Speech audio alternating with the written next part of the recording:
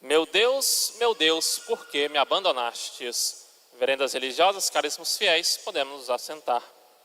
Celebrando e abrindo a Semana Santa, nós temos a entrada triunfal de nosso Senhor Jesus Cristo em Jerusalém, o Domingo de Ramos, a festa em que comemoramos nosso Senhor Jesus Cristo como Rei.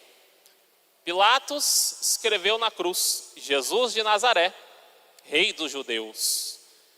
E justamente o Titulus Crucis nós comemoramos hoje, junto com as criancinhas, com os hebreus, com os judeus, nós cantamos Hosana ao Filho de Davi. Porém, diferentemente dos judeus que vão cantar Hosana a Jesus, vão louvá-lo como Filho de Davi, porém facilmente serão persuadidos a gritarem, alguns dias depois: crucifica-o, crucifica-o. Os judeus tiveram inúmeras provas de que aquele ali de fato era o Messias. Quantos milagres Jesus não fez? Quantos milagres nosso Senhor demonstrou de modo que todas as profecias tivessem o seu cumprimento? Tudo aquilo que foi profetizado acerca do Filho do Homem, nós vimos nosso Senhor realizar nos evangelhos. Os pagãos, ao contrário, antes de verem milagre algum, apenas surgindo a estrela no Oriente, correram para adorá-lo. Os judeus esperaram o último momento para em apenas um dia louvar Jesus Cristo. Enquanto que os pagãos, como que ultrapassando os judeus em velocidade, em pressa para encontrar o Senhor, correram na frente e lhe ofertaram ouro, incenso e mirra. É por isso que nosso Senhor veio para salvar os judeus, mas esses que eram seus não o receberam. Os santos padres, comentando acerca da entrada de nosso Senhor em Jerusalém, dizem que nosso Senhor estava sobre uma jumenta e o seu filho pequeno, o jumentinho. E eles vão falar que esses dois são exemplos do povo judeu que não seguiu a Cristo, mas que estava sob a lei de Deus, Deus estava sobre eles, assim como Cristo estava sobre aquele jumentinho. Os judeus tinham a lei, conheciam a lei, porém não quiseram adorar o Salvador.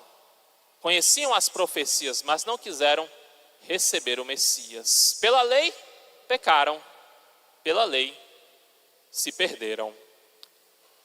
E aquele pequeno jumentinho vai ser símbolo do paganismo, porque judeus e pagãos vão trabalhar quase que juntos para a condenação de Cristo. São os sumos sacerdotes e Pilatos, trabalhando juntos para condenar o Senhor. Pilatos, de fato, queria salvá-lo, mas a sua covardia, o seu medo, o seu apego excessivo à sua condição de governador da Judéia, lhe fez temer aceitar Cristo como Deus. Que absurdo, não encontro neste homem crime algum, e o condena à morte. Um absurdo, de fato, uma terrível omissão.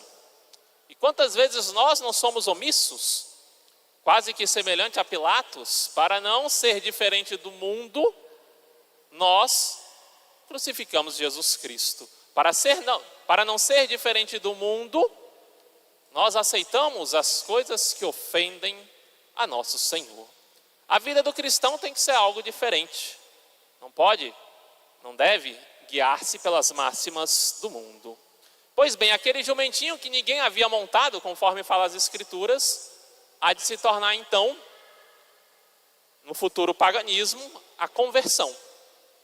Porque os pagãos hão de se converter a Roma, pecadora, que vai buscar condenar a Cristo e os apóstolos, se converterá. E ali, onde corria o círculo romano, onde os cristãos, os primeiros cristãos, eram assassinados, nascerá o Estado do Vaticano. A Praça de São Pedro, ali muito sangue antes foi derramado quando havia um círculo romano. Então temos, de fato, a conversão do povo pagão. Nosso Senhor fez inúmeros milagres, tanto para os judeus quanto para os pagãos. No evangelho do dia de hoje, desse segundo evangelho que é lido na missa geralmente na parte da noite, porque na parte da manhã nós temos a leitura da paixão. A primeira parte que nos impressiona é que houveram trevas. Quando Jesus foi crucificado, São Mateus diz que houveram trevas da hora sexta à hora nona, ou seja, de meio-dia até 3 da tarde houveram trevas. São Jerônimo e São João Crisóstomo vão citar esse fato, dizendo que os eclipses, quando ocorrem, são rapidamente passageiros. A lua encobre o sol por uma fração de tempo, nós temos trevas e logo a luz retorna. Aqui temos um milagre, o milagre da lua. A lua encobriu o sol, não é que apenas tenha ficado nublado, não. Houveram verdadeiras trevas, ficou tudo escuro quando Jesus foi posto na cruz. E durante 3 horas, os pagãos, junto dos judeus, talvez sem de fato entender o que ali acontecia, admiravam aquele homem crucificado, zombando dele, porém percebiam que algo diferente acontecia. Nessas trevas em que ocorreu esse milagre, nos recorda o milagre do sol em Fátima. Deus faz e fez grandes milagres para mostrar aos homens de que devem se converter, de que devem buscar a Cristo. Interessante nós notarmos que um é como o antítipo do outro. Lá houveram grandes trevas no milagre do sol em Fátima, o sol como que desceu e se aproximou do povo. E ali de fato muitos se converteram. Outra coisa que nos chama a atenção é o brado de nosso Senhor. Meu Deus, por que me abandonastes? Nosso Senhor reza um salmo. Até neste último momento, nosso Senhor cumpre as profecias. Porque esse salmo que nosso Senhor reza é o Salmo 21. E o Salmo 21 é o Salmo do Messias, da morte do Messias. O Salmo 21 diz: meu Deus, por que me abandonastes e permaneceis longe de mim? Minhas súplicas e gemidos. Nosso Senhor suplicava e gemia, não talvez por Ele, mas por nós, pelos nossos pecados. Meu Deus, clamo de dia e não me respondeis, imploro de noite e não me atendeis. Entretanto, vós habitais no santuário, vós que sois a glória de Israel. E de fato, quando nosso Senhor estava sendo crucificado, Deus habitava no santuário, e o que marcava essa presença de Deus, a Shekinah, era o véu do templo, semelhante ao nosso conopeu, que marca a presença de Cristo no sacrário. Porém aqui e agora uma presença real, não apenas espiritual. Jesus Cristo está em corpo e sangue, na Eucaristia presente no sacrário. Estando em corpo e sangue está vivo, a sua alma está presente. Jesus Cristo é homem e Deus, assim também a sua divindade. Pois bem, enquanto nosso Senhor rezava esse salmo, já preparando para se entregar o seu espírito, nosso Senhor recorda algumas orações. O versículo 7 desse salmo diz: eu sou um verme, não sou um homem, o opróbrio de todos, a abjeção da plebe. Nosso Senhor perdeu o aspecto humano. Na crucifixão, os judeus, ao contemplarem Jesus, não só zombavam dele por conta de ter sido crucificado, mas no estado em que estava, totalmente desfigurado. E o salmista continua: todos que me veem zombam de mim, dizem balançando a cabeça, esperou no Senhor, pois que o livre, que o salve se o ama. E de fato, aquilo que o salmista escreveu séculos antes, foram proclamados pelos judeus diante de Cristo na cruz. Até nesses mínimos detalhes, as profecias mostram aos judeus que Jesus Cristo é o Senhor do céu e da terra. Porque não só Jesus cumpriu as profecias, mas também aqueles que o crucificavam. Por fim, nós temos uma outra passagem no versículo 17 desse Salmo 21, que Nosso Senhor lembrou da cruz, né? Sua última oração foi o início desse salmo. Transpassaram minhas mãos e meus pés. Nós rezamos, né, na oração de ação de graças. Poderia contar todos os meus ossos. Isso está num salmo. E esse salmo fala de alguém que teve os pés e as mãos transpassados. Esse salmo fala de nosso Senhor Jesus Cristo. Ele é o Messias crucificado.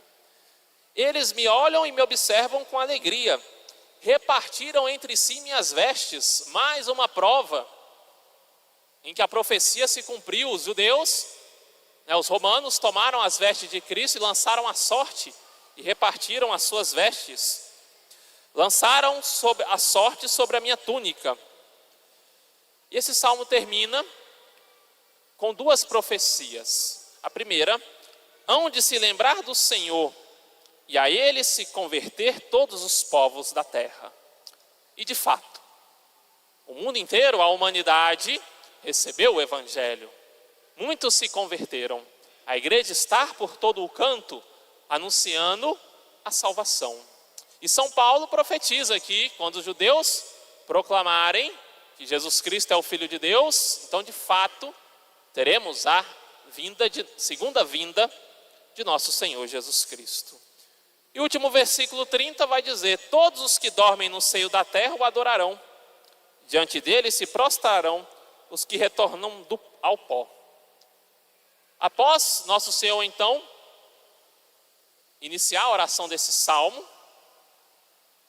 nós temos os judeus oferecendo a ele vinagre, um fétido vinagre, pelo qual nosso Senhor, dizem os evangelistas, recusou a tomar.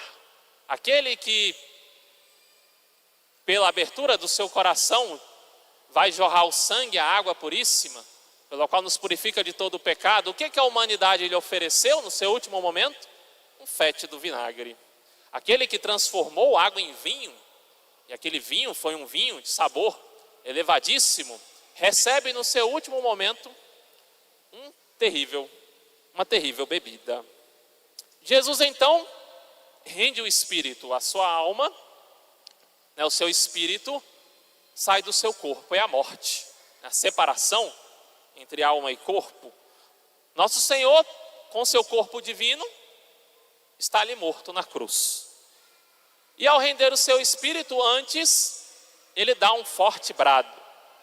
Isso demonstra, nesse forte brado de Cristo, de que ele entrega livremente a sua alma.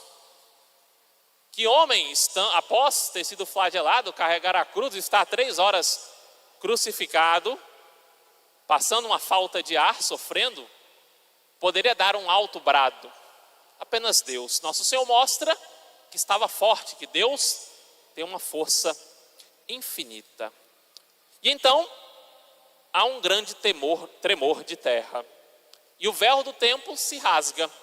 Ou seja, quando Cristo rende o Espírito e sobe ao Pai, ao mesmo tempo, a presença de Deus que havia no templo desaparece. Deus não está mais presente. Nem no templo feito por mãos humanas, o templo de Jerusalém, nem no templo do seu corpo, o qual ele prometeu reconstruir em 3 dias e de fato fará na sua ressurreição. E aí temos uma passagem enigmática, porque diz o evangelista que os mortos ressuscitaram após Jesus dar esse alto brado e entregar o seu espírito.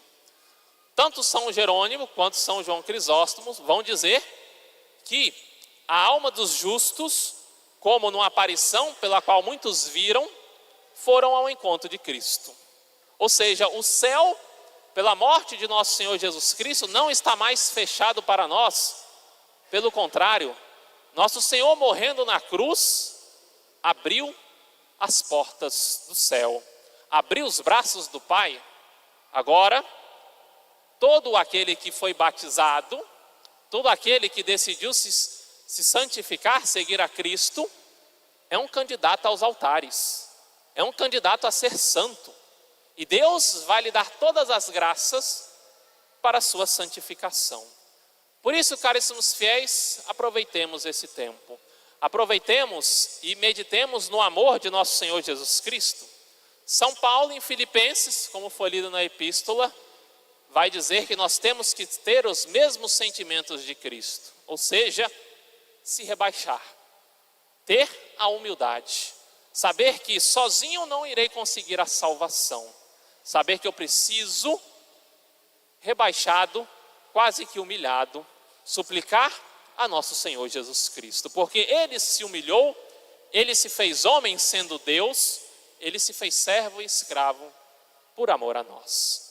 O que nós então não devíamos fazer por amor a Ele?